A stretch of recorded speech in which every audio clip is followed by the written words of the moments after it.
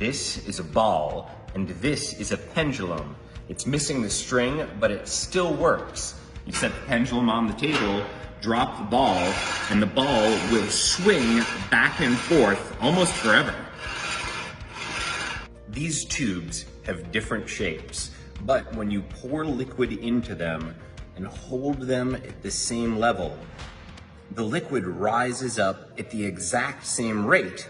You would think it might fill up one of the smaller tubes before the bigger tubes, but it fills them all up at the exact same time. This gadget uses centripetal force to stop your coffee from spilling. Usually if you have a full cup of coffee and you try to transport it somewhere, it's gonna spill out all over the edges with the slightest movement. But if you put your coffee in this device here, then as it moves around, it will always go to the bottom thanks to centripetal force. I can pick it up, it doesn't spill. I can swing it around big time like that, but as long as the motion is fluid, it will not spill a single drop. This is a nail, and this is a balloon. Look what happens when I press the nail into the balloon. No big surprise. The surprise happens when you get a ton of needles. You would think it'd be easier for a ton of needles to pop the balloon, but because the weight is evenly distributed, the balloon will not pop. This is memory wire. It's wire that remembers its shape even when you unbend it. It all has to do with the temperature. When the wire's at room temperature, it'll take whatever shape you bend it out to be. But if you heat it up with a little hot water, it will go back to its starting shape. Let's try this out here.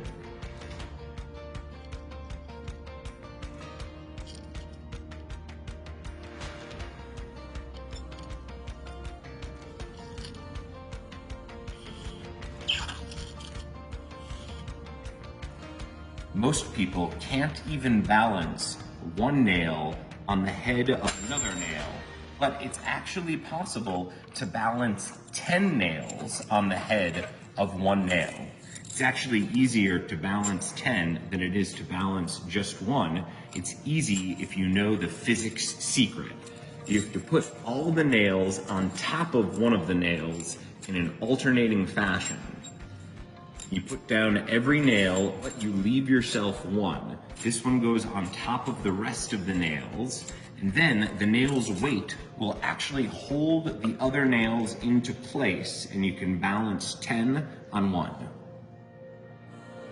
This is a Gazinta box. That means that the inside of the box is actually bigger than the outside of the box. Right now, the white box is the big one. This red and yellow box fit right inside of it. But even though it's smaller, it's big enough to accommodate the larger box.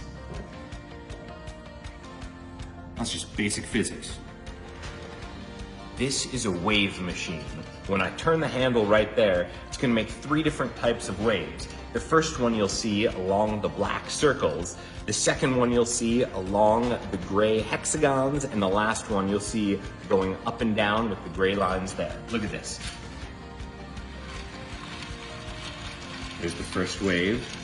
Now you can see the next type of wave, and then here's the last type.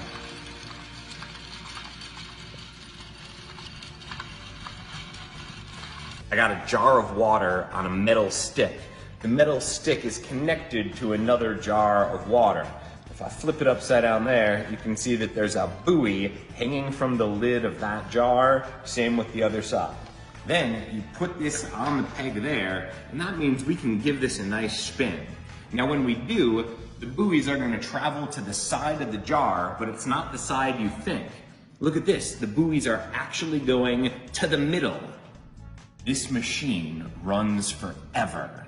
Well, almost. It's made of a very heavy metal wheel and 2 threads connecting the wheel to a bar at the top.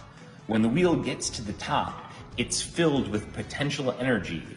Then, as you let it go, it converts to kinetic energy, bounces down, rolls itself back up, giving it more potential energy, which converts into kinetic energy again.